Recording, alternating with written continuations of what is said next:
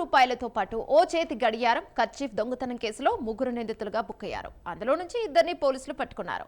వాళ్ళిద్దరూ నేరం అంగీకరించారు. అయితే ఒక్కడు మాత్రం పోలీసులకు చిక్కలేదు. అతడు పోలీసులకు చిక్కకుండా పరారీలో ఉన్నాడు.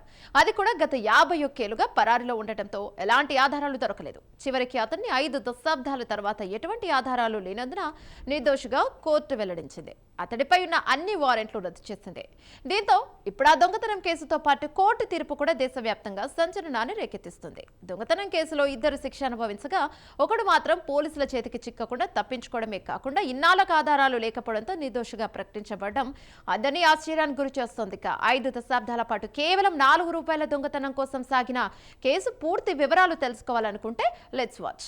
మహారాష్ట్రలో ఓ ఆసక్తికరమైన కేసులో ధర్మాసనం ఇచ్చిన తీర్పు అందరినీ ఆశ్చర్యానికి గురిచేస్తుంది. గడియారం, రూపాయల నగదుతో పాటు చేతి రుమాలు దొంగతనం చేసిన ఘటనకు సంబంధించి దాదాపు 51 ఏళ్ల తర్వాత కోర్టు కీలక తీర్పును వెలువరించింది. సరైన ఆధారాలు లేవని పేర్కొంటూ పూణే కోర్టు నిందితుడిని నిర్దోషిగా విడుదల చేసింది.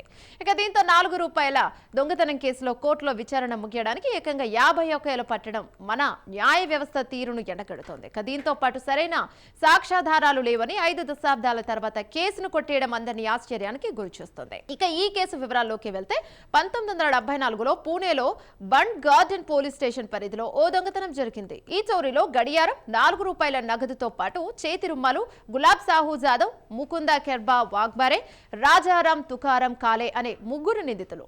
దీంతో ఈ ముగ్గురిపై పోలీసులు కేసు నమోదు చేశారు. ఈ కేసులో గులాబ్, ముకుంద నేరాన్ని అంగీకరించగా 1975 ఏప్రిల్ 10న కోర్టు వారిద్దరిని దోషులుగా ప్రకటించింది. కానీ రాజారాం మాత్రం పోలీసులకు చిక్కకుండా పరారీలో ఉన్నాడు. 51 ఏళ్లుగా పరారీలో ఉండటంతో ఎలాంటి ఆధారాలు దొరకలేదు. చివరికి Pune court judicial magistrate NJ Chavan గత ఏడాది డిసెంబర్ 26న రాజారాంను నిర్దోషిగా ప్రకటిస్తూ తీర్పునిచ్చాడు.